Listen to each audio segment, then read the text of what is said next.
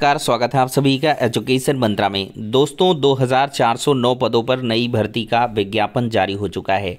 Bihar state का पूरा schedule आ चुका है। बीएड गजट 2021 के अनुसार शामिल है। इस पर हम विश्लेषण करेंगे और चयनित बीएड छात्रों की किस प्रकार से बढ़ रही हैं अड़चनें। तो चलिए दोस्तों सारी अपडेट्स पर एक साथ डिस्कशन करते हैं। दोस्तों यहाँ पर देख सकते हैं सेंट्रल रेलवे में निकली भर्ती 2409 पोस्ट हैं। अप्रेंटिस के लिए आवेदन किया जा सकता है। अभ्यर्थियों की न्यूनतम आयु 15 वर्ष और अधिकतम वर्ष 24 रखी गई है। पात्रताएं देखें तो उम्मीदवार मान्यता प्राप्त बोर्ड संस्थान से 50% अंकों के साथ 10वीं संबंधित ट्रेड में ITI परीक्षा उत्तीर्ण होनी चाहिए। स्टाइपेंड के रूप में चयनित अभ्यर्थियों को 7,000 रुपये प्रति माह मानदेय मिलेगा। चयन प्रक्रिया की अगर हम बात करें तो शैक्षणिक योग्यता और ITI में प्राप्त अंकों के आधार पर मेरिट लिस्ट तैयार की जाएगी। अभ्यर्थियों को अपने मूल दस्तावेज और मेडिकल सर्टिफिकेट की प्रतियां सत्यापन के लिए प्रस्तुत करनी होंगी। उम्मीदवारों की ट्रेनिंग की अवधि 1 वर्ष के लिए होगी। देखा जाए तो आवेदन की अंतिम तिथि 28 सितंबर 2023 है। ऑनलाइन माध्यम से आवेदन कर सकते हैं। आवेदन शुल्क 1,000 रुपये मात्र है और यहाँ पर वेबसाइट है rrccr.com। दोस्तों एक महत्वपूर्ण बात है, DLED यूपी में रजिस्ट्रेशन का आज अंतिम दिन है। डिप्लोमा इन एलिमेंट्री एजुकेशन 2023 में प्रवेश लेने के लिए ऑनलाइन रजिस्ट्रेशन की लास्ट डेट 31 अगस्त है। रजिस्ट्रेशन की प्रक्रिया शुरू होने के बाद 3 बार डेट बढ़ाई जा चुकी है, इसलिए अब तिथि बढ़ाई जाने की उम्मीद नहीं है। ऐसे में छात्र छात्राएं गुरुवार को रजिस्ट्रेशन पूर्ण कर लें और प्रवेश की प्रक्रिया में शामिल हो लें।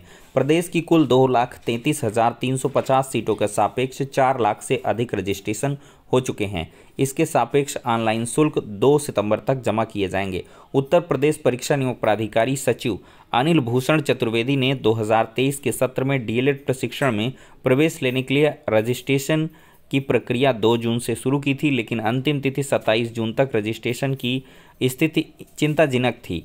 करीब 60,000 रजिस्ट्रेशन हुए थे। अत्यंत खराब स्थिति को देखते हुए सचिव ने शासन की अनुमति से इसके बाद 3 बार डेट बढ़ाई। इस तरह अब तक 31 अगस्त तक ऑनलाइन रजिस्ट्रेशन करने का समय है। इस बीच सुप्रीम कोर्ट के एक आदेश से प्राथमिक शिक्षक भर्ती से बीएड प्रशिक्षितों के बाहर हो जाने से DLED में प्रवेश के लिए जो रजिस्ट्रेशन की संख्या है उसमें तेजी से बढ़ोतरी भी हुई है। अन्यथा DLED में इस बार 50,000 भी एडमिशन न हो पाता। सुप्रीम कोर्ट के आदेश का असर है, चूंकि बीएड छात्रों को प्राथमिक से बैन कर दिया गया है। अब जो भी बीएड करने जा रहा था, अब देखिएगा बीएड की सीटें खाली रह जाएंगी। बीएड वाले टोटल शिफ्ट कर गए BTC की तरफ।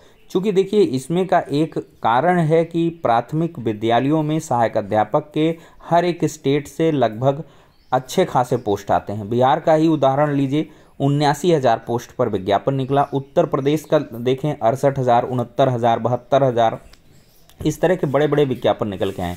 मध्य प्रदेश का उठाकर देखें, इस प्रकार से दिल्ली में भी पोस्ट निकलते रहते हैं। सेंट्रल में KVS हो गया, NVS हो गया, DSSB हो गया, इस प्रकार के बहुत सारे रिक्रूटमेंट हैं जहां पर आपको अप्लाई करने का भरपूर मौका मिलता है और PRT में बहुत ज़्यादा जो है वैकेंसी भी देखने के लिए मिलती हैं। जबकि अगर दोस्तों आप अपर में जाएंगे तो अपर में आपको बहुत कम वैकेंसी देखने के लिए मिलती हैं। आपको सब्जेक्ट वाइज बहुत कम ही वैकेंसी मिलेगी। मुश्किल से 500-400 इस तरह की वैकेंसी आपको निकल के आती है। तो इस वजह से तो दोस्तों इसी कारण से बीएड की तरफ लोगों का ज़्यादा रुझान है। अब दोस्तों देखा जाए तो दोस्तों यहाँ पर बिहार विद्यालय परीक्षा समिति पटना की तरफ से माध्यमिक शिक्षक पात्रता परीक्षा एस्टेट 2023 का प्रवेश पत्र निर्गत हो चुका है और परीक्षा संबंधी जो सूचना है वो निकल के आ गई है।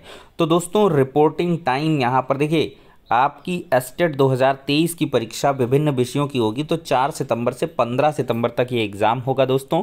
और यहाँ पर देखा जाए तो रिपोर्टिंग टाइम आपको 8:30 बजे दिखाई पड़ रही है और प्रथम पाली की 8:30 है और द्वितीय पाली की 1:30 बजे है। गेट क्लोजिंग टाइम है 9:30 बजे पूर्वाहन का और अपराहन का 2:30 बजे। और टेस्ट का टाइम है 10 से 12:30 बजे तक और उधर है 3 से 5:30 बजे तक।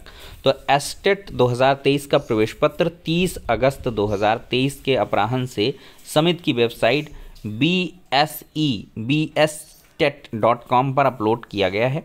तो आप लोग जो है जाकर चेक कर लें और डाउनलोड करके अच्छे से पढ़ाई करें। आपको मौका तो बहुत कम मिला है, लेकिन वैकेंसी भरमार रहेगी। दोस्तों एस्टेट का जैसे ही एग्ज़ाम होगा इसका तुरंत रिजल्ट आएगा और दिसंबर तक सारी प्रोसीडिंग को पूरा करके आपको जनवरी 24 में एक बड़ा नोटिफिकेशन लगभग 1.5 लाख पदों का दिखेगा। तो आप लोग बिल्कुल से निश्चिंत होकर बिहार के अंदर तैयारी करें। दोस्तों एक गजट है 2021 का, क्या इसके अकॉर्डिंग बीएड शामिल है? क्योंकि एनसीटी का जो जवाब आया है, जवाबी पत्र आया है, उसमें भी इस गजट का उल्लेख किया गया है। ये 28/8/2023 का एनसीटी का लेटर है, जो इन्होंने जो है कंप्लेन करने पर दिया था कि एलिजिबिलिटी क्या है टीचर बनने की, तो उन्होंने इसमें बताया था। तो यहाँ पर आपको दिखाई पड़ रहा है 9/6/2021 का गजट है, जो कि वेबसाइट पर भी अवेलेबल है, आप देख सकते हैं। और ये 21 का गजट है और यहाँ पर 9/6/21 का ये टेट के लिए है, ये एस्टेट के लिए है। और यहाँ पर इन्होंने सुप्रीम कोर्ट का ऑर्डर लगा दिया है, 2018 का गजट यहाँ से बाहर कर दिया है, चूँकि माननीय सुप्रीम कोर्ट के ऑर्डर के बाद ये जो है गजट निरस्त हो गया। एक्चुअली दोस्तों ये भारत का राजपत्र है, द गजट ऑफ इंडिया। और यहाँ पर दोस्तों ये राष्ट्रीय अध्यापक शिक्षा परिषद अधिसूचना है 13 अक्टूबर 2021 की। इसी अधिसूचना की बात जो है एनसीटी के द्वारा अपने लेटर में की गई है। और इसमें दोस्तों क्या लिखा है कि न्यूनतम 55% अंक और उसके समकक्ष ग्रेड के साथ स्नातकोत्तर और 3 वर्षीय एकीकृत बीएड एमएड, और साथ ही साथ यहाँ पर भी देख सकते हैं न्यूनतम 55% अंक अथवा समकक्ष ग्रेड के साथ स्नातकोत्तर और 3 वर्षीय एकीकृत इंटीग्रेटेड बीएड एमएड कोर्स जिन्होंने कर रखा है, तो उनको प्राथमिक में एंट्री है। तो अब इसके आधार पर माना जा रहा है कि बीएड अभी भी पार्शली एलिजिबल है। दोस्तों इंटीग्रेटेड बीएड एमएड की अगर हम बात करें तो अगर आप बीएड करते हैं तो 2 साल का होता है, एमएड करते हैं तो 2 साल का होता है, कुल 4 साल लगते हैं। अगर आप बीएड एमएड इंटीग्रेटेड करते हैं तो आपको 3 ही साल में ये जो है एक तरीके से डिग्री मिल जाती है, बीएड और एमएड दोनों की 3 साल में। तो अब ऐसे में ये क्यों अस्तित्व में आया था? दोस्तों 28 जून 2018 की जब गाइडलाइन निकल के आई तो उसमें बीएड कैंडिडेट्स को जिन्होंने 2 साल का किया था उनको एलिजिबल किया गया था, और साथ ही साथ उनको नियुक्ति के 6 महीने के भीतर ब्रिज कोर्स करना था। उसी एनसीटी गजट को आधार बनाकर ये बीएड एमएड वाले स्टूडेंट्स ने भी, इन बीएड स्टूडेंट्स ने दोस्तों देखा जाए तो सुप्रीम कोर्ट में अपील करी थी और वहाँ से इनको बेनिफिट मिल गया था और ये जो है एलिजिबल कर दिए गए थे। मतलब कि देखा जाए तो इनकी नींव भी 28 जून 2018 पर टिकी हुई है, लेकिन जो बुनियाद है वही ख़त्म है। और इसका कारण देखिए एनसीटी इसका उल्लेख इस वजह से कर रही है क्योंकि इस गजट को किसी ने चैलेंज नहीं किया है। माननीय सुप्रीम कोर्ट में ये चैलेंज नहीं हुआ था, इसी वजह से ये बच गया है।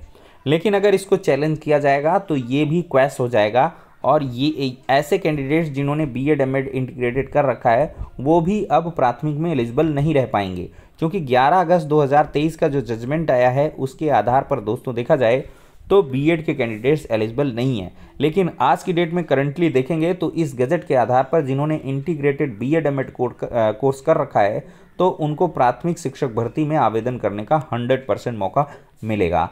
और अगर इसको चैलेंज किया जाता है तो वहाँ से एडवर्स जो ऑर्डर हैं देखने के लिए मिल सकते हैं।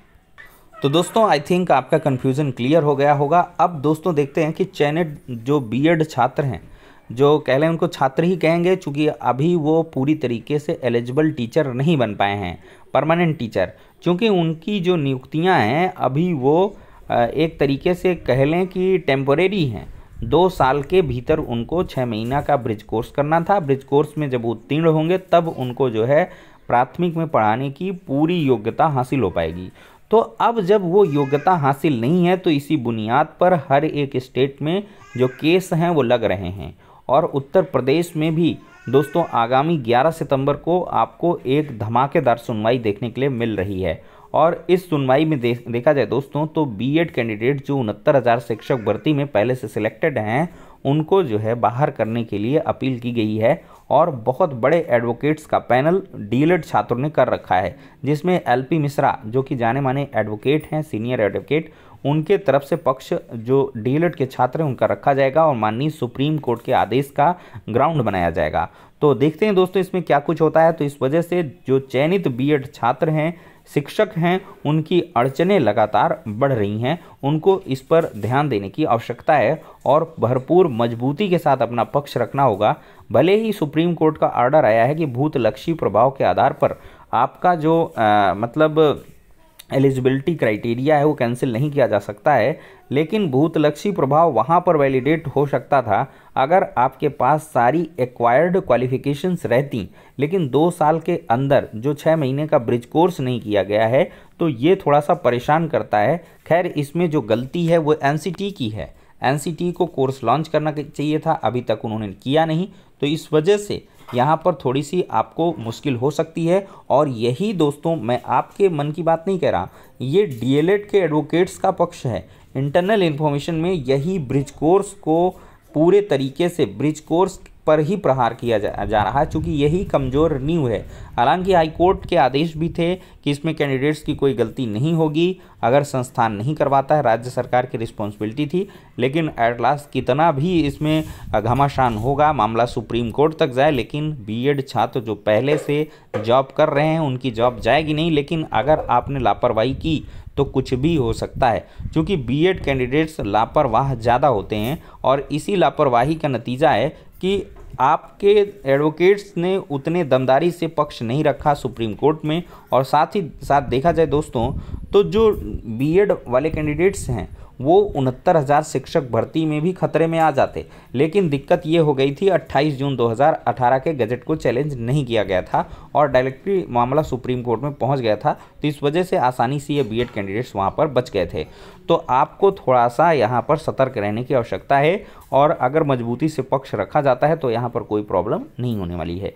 तो फिलहाल के लिए दोस्तों ये हो गया आज का इंपॉर्टेंट वीडियो। नेक्स्ट में मिलते हैं।